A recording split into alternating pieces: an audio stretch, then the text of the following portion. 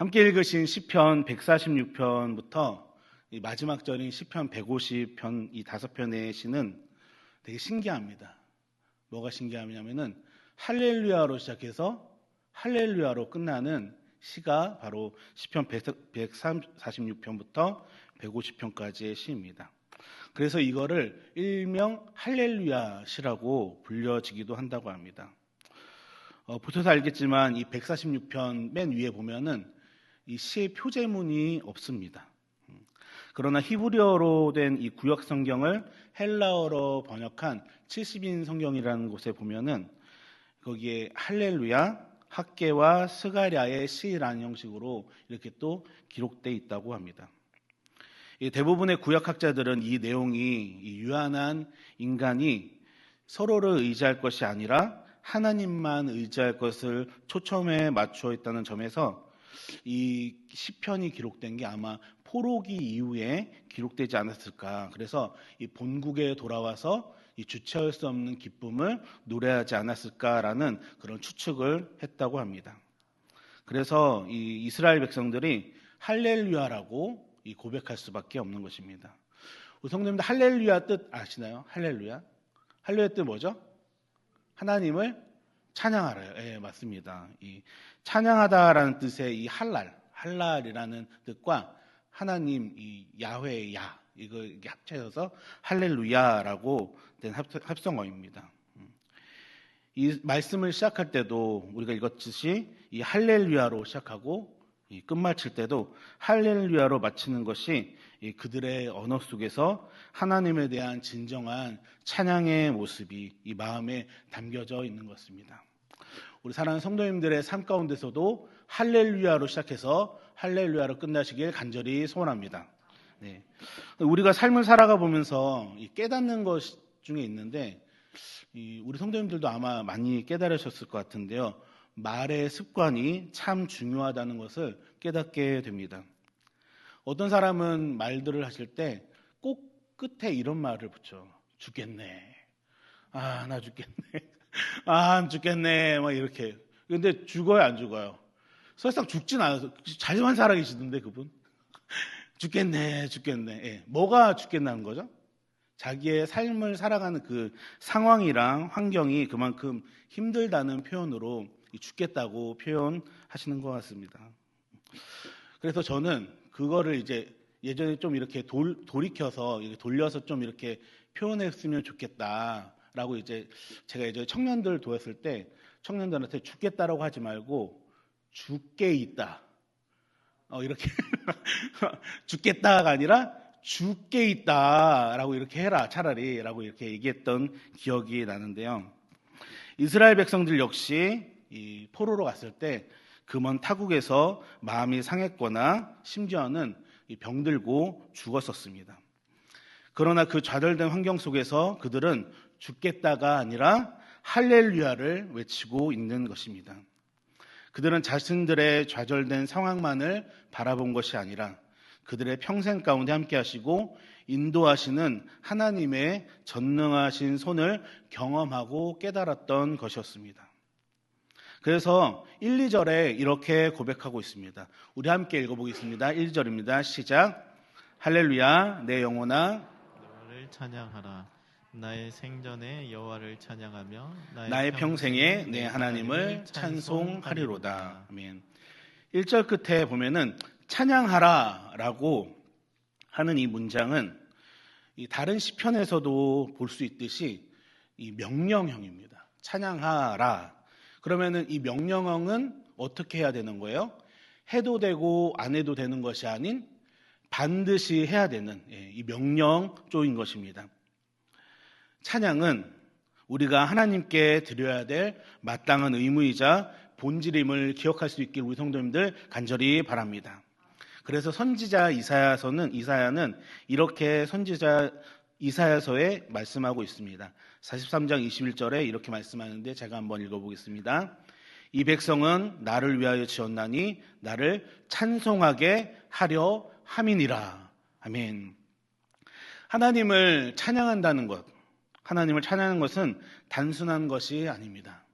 이 말씀해 보듯이 나의 평생에라고 되어 있는 이 단어가 이 히브리어 단어로 되게 좀 어려운데 빼하이야이라고 그래요. 나의 평생에가 빼하이야이예요. 빼하이야이라고 하는데 이것은 내가 살아있는 동안에를 뜻합니다. 이것은 계속해서 반복적으로 나는 이렇게 할 거다라는 것을 강조하고 있는 반복적인 행위에 쓰여지는 단어입니다. 하나님께서 누군지를 알아가게 되는 것, 내가 반복해서 했을 때 하나님이 어떤 분이신지를 고백하게 되는 것입니다. 이를 통해서 우리는 하나님께서 우리들에게 있어서 지향하는 삶이 우리에게 무엇인지 깨닫고 하나님의 시선이 어디에 향해 있는지를 우리는 알아야 하는 것입니다. 우리 사랑하는 성도 여러분, 이 찬양한다는 것은 단순히 노래를 하는 것만 찬양하는 것이 아닙니다. 찬양 그 자체가 바로 하나님을 높여드리는 것입니다. 우리는 우리가 살아가는 이 삶 가운데 우리의 삶 속에서 하나님을 우리들의 언어로, 우리들의 표현으로, 또한 우리들이 기도할 때 하나님을 높여드려야 될 줄로 믿습니다. 이게 찬양입니다. 하나님이 영광 받으시게 하는 거예요. 이제 12월 달이 마지막이 점점 가까우잖아요. 그러면은 TV에서 많이 하는 게 있어요. 뭐 있죠? 연예 대상, 연기 대상, 가요 대상, 뭐 하면서 무슨 대상들을 받아요. 그러면은 그 대상들 받는 중에 기독교인들이 한두 분 계시더라고요. 한두 분 있고 뭐 또 있을 때도 있는데, 그러면 대상 받을 때 앞에 나와서 꼭 하는 말이 있어요. 뭐라고 그래요?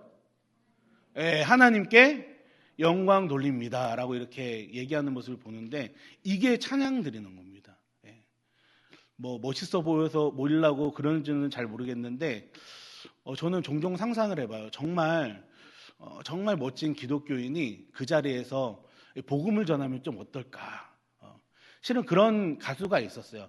BY라는 래퍼가 있었는데, 그 래퍼는 상을 받았을 때 뭔가 간증을 잠깐이나 막 이렇게 했던 모습들이 있었는데, 그런 식으로 하나님께 영광 돌린다는 표현하는 것, 영광은 하나님의 본질을 드러내는 등 하나님을 높여드린다는 그런 표현인데, 그런 모습을 우리 삶 가운데서도 가져야 된다는 것입니다. 삶의 구석구석에서 역사하신 그 하나님의 모습을 우리들의 입으로 고백해야 하는 것이 바로 찬양하는 것입니다. 그런데 막상 우리들의 삶을 보면 하나님이 누구인지 알아가기보다는 또한 하나님께서 지향하시는 그 시선을 우리가 바라보기보단 세상을 더 알기를 원하고 우리의 욕심이 지향한 대로 삶을 살려고 할 때가 더 많은 것 같습니다. 그러면서 우리가 의지하려는 게 말씀에서 나오는데 귀인들을 의지하려고 합니다. 그래서 시인은 3, 4절에서 경고를 하고 있습니다. 제가 읽어보겠습니다. 귀인들을 의지하지 말며 도울 힘이 없는 인생도 의지하지 말지니 그의 호흡이 끊어지면 흙으로 돌아가서 그 날에 그들의 그 생각이 소멸하리로다 라고 말씀하고 있습니다. 이 귀인이란 말은 성경에 이 시편에서도 여러 군데에서 걸쳐 나오고 있습니다. 이것은 지위가 높고 권력 있는 사람들일지라도 결국 그 사람들은 하나님의 주권 아래에 있다는 것을 강조하는 뜻으로 사용되고 있는 것입니다. 그러나 우리는 그러한 하나님의 주권을 알면서도 믿으면서도 그걸 따르지 않으려고 할 때가 많은 것 같습니다. 아담과 하와도 그랬죠. 아담과 하와에게 찾아온 귀인의 말을 들었어요. 누구였죠? 이 뱀의 말을 들어서 그들의 삶이 몰락하는, 하나님을 믿지 못했기 때문에, 뱀의 꼬임에 넘어갔기 때문에 참혹한 이 결과를 맞이하게 됐었습니다. 이집트를 탈출한 이스라엘 백성들도 하나님께서 인도하심과 그 무한한 은혜를 수도 없이 경험했음에도 불구하고 끝까지 하나님을 믿지 못하는 죄악의 모습을 저질렀습니다. 이 시편의 시인은 도울 힘 없는 인생을 의지하지 말라고 합니다. 왜 사람을 믿으면 안 될까요? 왜 사람을 믿으면 안 될까요? 그 이유는 서로 구원할 수 없기 때문입니다. 어느 정도의 사람에게 도움은 받을 수 있습니다. 어느 정도의 도움은 받을 수 있지만 그 도움으로 끝까지 그가 책임지지는 않습니다. 끝까지 나를 이 도움으로 책임져 주지 않습니다. 무엇보다도 그 귀인은 결국 말씀에도 나오지만 죽게 되어 있습니다. 그러면 그들의 계획도 그들과 함께 소멸되고 말 것이기 때문입니다. 그래서 오늘의 본문은 우리가 누구를 도움으로 삼고 누구를 소망으로 두어야 된다고 말씀해주고 있는 것입니다. 그분이 누굴까요? 네, 우리 같이 한번 읽어보겠습니다. 5절입니다. 같이 읽습니다. 시작. 야곱의 하나님을 자기의 도움으로 삼으며 여호와 자기 하나님에게 소망을 두는 자는 복이 있도다. 아멘. 이 말씀에서 보면은 왜 본문은 성경에 여러 사람들이 있는데 야곱의 하나님이라는 표현을 썼을까요? 야곱의 하나님으로 자기의 도움을 삼는다는 표현을 썼을까요? 창세기 28장 10절에서 15절을 우리 한번 교독으로 읽어보도록 하겠습니다. 10절에서 15절입니다. 제가 먼저 읽겠습니다. 야곱이 부엘세바에서 떠나 하란으로 향하여 가더니 한 곳에 이르러는 해가 진지라 거기서 유숙하려고 그곳에 그 한증을 갖다가 베개로 삼고 거기에 누워 자더니 꿈에 본즉 사닥다리가 땅 위에 서 있는데 그 꼭대기가 하늘에 닿았고 또 본즉 하나님의 사자들이 그 위에 오르락 내리락 하고 또 본즉 여호와께서 그 위에 서서 이르시되 나는 여호와니 너의 조부 아브라함의 하나님이요 이삭의 하나님이라 내가 누워있는 땅을 내가 너와 내 자손에게 주리니 내 자손이 땅의 티끌같이 되어 내가 서쪽과 동쪽과 북쪽과 남쪽으로 퍼져날지며 땅의 모든 족속이 너와 내 자손으로 말미암아 복을 받으리라. 내가 너와 함께 있어 내가 어디로 가든지 너를 지키며 너를 이끌어 이 땅으로 돌아오게 할지라. 내가 너에게 허락한 것을 다 이루기까지 너를 떠나지 아니하리라 신지라. 아멘. 이 함께 읽으신 말씀은 야곱의 아버지인 이삭에게 축복을 받고 그 형 에서를 피해서 도망칠 때 나온 말씀입니다. 하란으로 가던 중에 해가 져서 그곳에서 이제 잠을 청하려고 돌을 베개로 삼고 누웠습니다. 그러면서 자고 있는데 꿈에 사닥다리가 있고 하나님의 사자들이 오르락 내리락 하는 꿈을 환상으로 꾸게 됩니다. 그때 들려오는 하나님의 음성이 있었습니다. 나는 아브라함의 하나님이고 이삭의 하나님이라 라고 말씀하시면서 야곱의 자손이 땅의 티끌같이 되어서 동서남북으로 퍼져갈 거고 모든 족속이 야곱과 야곱의 자손들로 말미암아 복을 받을 것이고 어디로 가든지 지켜주시고 다시금 고향 땅으로 너를 돌아오게 할 것이라고 말씀하고 있습니다. 제일 결정적인 것은 마지막에 하나님께서는 이것을 다 이루기까지 나는 야곱을 떠나지 않을 거다라고 말씀하고 있습니다. 사랑하는 성도 여러분, 지금 하나님께서 야곱에게 뭔가를 하고 있습니다. 뭘 하고 있을까요? 뭘 하고 있을까요? 약속을 해주고 계시는 겁니다. 네. 하나님은 지금 야곱에게 나는 아브라함의 하나님, 이삭의 하나님이었던 하나님인데 그들과 똑같은 축복을 너한테 줄 거야 라고 야곱에게 약속해주고 있는 것입니다. 우리 사랑하는 성도 여러분, 우리 하나님은 약속의 하나님임을 믿으시길 간절히 바랍니다. 그 약속은 이전에는 아브라함의 하나님이셨고 또 야곱의 이삭의 하나님이셨고 또 오늘 말씀해듯이 야곱의 하나님이셨지만 오늘날에는 나의 하나님임을 믿으실 수 있게 간절히 바랍니다. 여러분들의 하나님이세요. 예. 아브라함의 하나님, 이삭의 하나님, 야곱의 하나님이셨던 그 하나님께서는 오늘날에는 나의 하나님이십니다. 나의 하나님. 그래서 야곱의 하나님으로 자기의 도움을 삼으라고 하나님께서 야곱에게 약속하신 것처럼 우리에게도 약속하셨다는 것을 오늘 말씀으로 말씀해주고 있는 것입니다. 성경의 수많은 말씀들은 하나님께서 우리에게 대한 약속입니다. 그 약속하신 하나님을 우리의 도움으로 삼는다는 것. 하나님께서 하신 그 약속을, 그 말씀을 내가 믿고 의지하면서 우리의 도움으로 삼는다는 것. 그렇게 약속하신 하나님께서는 그 약속으로 그치는 것이 아니라 약속을 이루시는 분이심을 우리 성도님들께서 믿으실 수 있길 간절히 바랍니다. 이게 우리 하나님이십니다. 그러한 하나님의 약속을, 그러한 하나님, 그 약속을 이루시는 하나님께서 자기에게 소망을 두는 자들, 그런 자들에게는 복이 있다고 계속해서 말씀해 주고 있습니다. 다른 일을 의지하는 게 아니라, 환경을 의지하는 게 아니라, 그 뻔한 걸 의지하는 게 아니라 말씀으로 능히 우리 삶 가운데 역사하실 하나님에게 소망을 두면 복이 있음을 믿으실 수 있기 간절히 바랍니다. 그 복은 어떤 복일까요? 우리가 이 약속을 이루시는 하나님을 믿는다면, 그 하나님을 의지한다면 우리가 받을 수 있는 복이 어떤 복일까요? 그 복은 다음 절에서 쭉 설명하고 있습니다. 우리 같이 한 번 더 교독으로 읽어볼까요? 6절부터 9절입니다. 그냥 같이 쭉 읽어보겠습니다. 6절부터 9절 시작. 여호와는 천지와 바다와 그 중에 만물을 지으시며 영원히 진실함을 지키시며 억눌린 사람들을 위해 정의로 심판하시며 줄인 자들에게 먹을 것을 주시는 이시로다. 여호와께서는 갇힌 자들에게 자유를 주시는도다.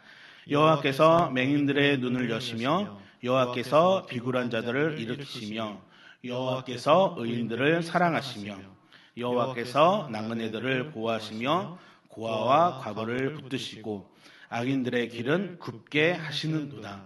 아멘. 이 6절에서 보면은 하나님 창조에 대해서 먼저 말씀하고 있습니다. 저는 이게 되게 궁금했어요. 하나님께서 복을 주신다고 하는데 왜 6절에서 여호와는 천지와 바다와 그 중에 만물을 지으셨다고 이 복에 대해서 말씀하셔야 되는데 왜 이 부분에서 먼저 말씀하실까 저는 좀 궁금했습니다. 우리 성도님들은 하나님께서 창조하신 그 창조물들을 보면서 좀 어떻게 생각하고 계시나요? 하나님께서 창조하신 그 창조물들을 보면서 어떠한 마음과 생각들을 가지고 계신가요? 요즘 좀 신기한 그런 하나님의 창조에 대한 걸 경험한 분 계십니까? 창조한 거? 저는 요즘에 눈이 많이 온다고 분명히 얘기했는데 비가 내려요. 왜 그러죠? 날이 따뜻하니까 눈이 아니라 이 비가 내리는 겁니다. 이것도 되게 신기한 거예요. 이 눈이 내려야 되는데 그 날씨 조그마한 그 변화 때문에 눈과 비가 섞여서 내리다가 괜찮으니까 날씨가 맑으니까 따뜻하니까 이 비로 바뀌는 그런 모습들. 그리고 저는 특히 이제 이런 자연 환경들을 좀 보면서 하나님의 이름을 높여드릴 때가 되게 많은데 저는 늘 여름 때마다 신기한 그런 이 고백을 합니다. 주님께 고백하는 게 뭐냐면은 이제 저희 가족은 바다를 되게 좋아해요. 바다를 좋아해서 여름 때마다 휴가 때 바다를 가곤 하는데 되게 신기한 게 있습니다. 뭐죠? 바다에 바닷물이 짜요. 짜죠. 넘치질 않아요. 작년에 왔던 거긴데 뭐 물이 조금 줄었을 수도 있는데 줄면 줄었지 막 넘쳐서 더 이러진 않아요. 그 모습을 보면서 이게 되게 신기하다. 왜 바닷물이 저렇게 많은데 이게 왜 쏠려서 이게 넘치지 않을까라는 그런 어찌 보면은 좀 엉뚱한 생각이기도 하지만 제가 생각했을 때 하나님께서 창조하신 이 창조물들이 질서를 지키고 있는 것을 볼 때 하나님의 이 창조 질서가 정말 놀랍구나 하는 생각을 하게 됩니다. 우리 사랑하는 성도 여러분, 이 창조에 대해서 왜 말씀하고 있을까요? 하나님의 복을 얘기하는데 이 창조에 대해서 말씀하는 이유가 뭘까요? 제가 묵상하기로는 하나님을 의지하는 사람은 그래서 약속의 하나님께서 그 약속을 이루실 것으로 믿는 사람에게는 하나님의 창조 능력이 있는 줄로 믿으시기 바랍니다. 이 창조가 새겨라 이게 아니라 놀라운 생각들을 하나님께서 주셔요. 하나님을 의지하는 사람은 자기의 생각에 극한하는 것이 아니라 자기의 고정관념에 빠져있는 것이 아니라 하나님께서 놀랍도록 그 창조 능력들을 허락해 주심을 볼 수 있습니다. 이건 제가 실은 좀 많이 경험을 하고 있어요. 제가 막 머리가 그렇게 좋고 막 그런 스타일이 아닌데 하나님께 막힐 때마다 주님께 기도합니다. 주님, 이 문제를 해결해 주세요. 하나님을 의지하고 나가니까 하나님 이 문제를 도와주세요. 그러면은 정말 놀랍습니다. 정말 놀라운 아이디어들이 이렇게 터질 때가 있어요. 생각날 때가 있어요. 그래서 그 놀라운 아이디어를 가지고 제가 삶의 곳곳에서 사역 때 사용하고는 합니다. 진짜예요. 그래, 이 증인이 있어요. 우리 부교육자님들도 그렇고, 교육자님들이 저한테 그래요. 어떻게 그런 생각을 하냐고 종종 얘기할 때가 있어요. 예. 제가 뭐 잘난 척 하는 게 아니라, 저도 그런 생각 하지 못하다가 주님께 기도하고 하나님 의지할 때 이런 번뜩이는 생각들을 주님께서 주시는 겁니다. 우리 사랑하는 성도 여러분, 그 창조 능력으로 그런 너무나도 즐거운 창조의 능력으로 번뜩이는 아이디어로 삶을 살아갈 수 있길 간절히 바랍니다.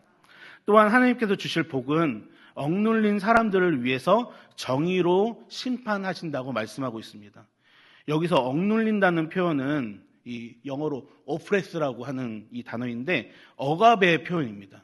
어떠한 권력이나 세력에게 우리가 제압당하는 그런 상황일 때 그거를 우리 하나님께서 정의로 심판해 주신다는 것입니다. 출애굽기 14장 14절에서는 놀랍게도 이렇게 말씀을 하고 계십니다. 제가 읽어보겠습니다. 여호와께서 너를 위하여 싸우시리니 너희는 가만히 있을지어다. 아멘. 하나님께서 우리들을 지켜주시고 대신 싸워주신다는 것을 믿을 수 있길 간절히 바랍니다. 하나님은 하나님을 의지하고 믿는 자들을 위해서 대신해서 내가 먼저 가서 너희를 위해서 싸워주겠다고 말씀하고 있는 것입니다. 또한 그 뒤에 보시면은 줄인 자들에게 먹을 것을 주시는 이시라고 말씀하고 있습니다. 이 말씀은 하나님을 의지하고 하나님을 믿는 그 사람에게는 결코 영과 육으로 줄이지 않게 하겠다고 말씀해 주고 계시는 것입니다. 결코 영과 육이 배고프지 않을 것임을 믿을 수 있게 간절히 바랍니다. 또 계속해서 뒤에서 말씀하는 것이 갇힌 자들에게 자유를 주신답니다.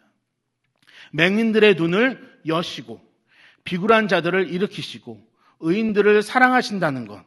또 9절에서도 그 부분에 있어서 명확하게 말씀해주고 있는 것이 나그네와 고아와 과부들 같은 자신의 연약함을 알고 혼자 힘으로 할 수 없음을 고백하는 그 사람들에게 그 사람들이 하나님을 의지하고 하나님께 소망을 두는 그 사람들에게 하나님의 눈과 손이 향해서 그들의 모든 것을 도와주고 계신다는 것을 우리 성도님들 또한 믿을 수 있길 간절히 바랍니다. 아멘. 우리 이 5절을 다시 한번 읽어보겠습니다. 5절 같이 읽습니다. 시작. 야곱의 하나님을 자기의 도움으로 삼으며 여호와 자기의 하나님에게 자기의 소망을 두는 자는 복이 있도다. 아멘. 이렇게 우리가 야곱의 하나님을 우리의 도움으로 삼으며 소망으로 둘 때 하나님께서는 다른 이의 하나님이 되어주시는 것이 아닌 나의 하나님, 이 5절에서도 표현하고 있듯이 자기의 하나님이 되어주시는 것입니다. 나에게 역사하신 하나님, 내 삶 가운데 역사하신 하나님, 그 하나님의 역사가 하나하나씩 쌓일 때 역사가 우리에게 하나님께서 하신 그 역사가 역사를 넘어 이야기가 될 줄로 믿습니다. 하나님께서 하신 그 역사들은 우리들에게 하나님을 전할 수 있는 이야기가 되는 것입니다. 그래서 영어로 봤을 때 역사가 히스토리인데 이야기는 스토리입니다. 이 히스토리가 스토리가 될 수 있는 하나님께서 역사하신 그 역사들이 우리들에게 증거의 이야기가 될 수 있길 간절히 소원합니다. 사랑하는 성도 여러분, 하나님에게 소망을 두십시오. 주식에게 소망을 두지 말고, 로또에게 소망을 두지 말고, 자식에게 소망을 두지 말고 자신이 하신 약속을 반드시 지키시는 그 야곱의 하나님을 자기의 도움으로, 나의 도움으로, 여러분들의 도움으로 여호와 여러분들의 하나님에게 소망을 두셔서 수많은 복을 누릴 수 있는 우리 귀한 신광의 성도님들 될 수 있기를 주님의 이름으로 간절히 소원합니다. 기도하시겠습니다.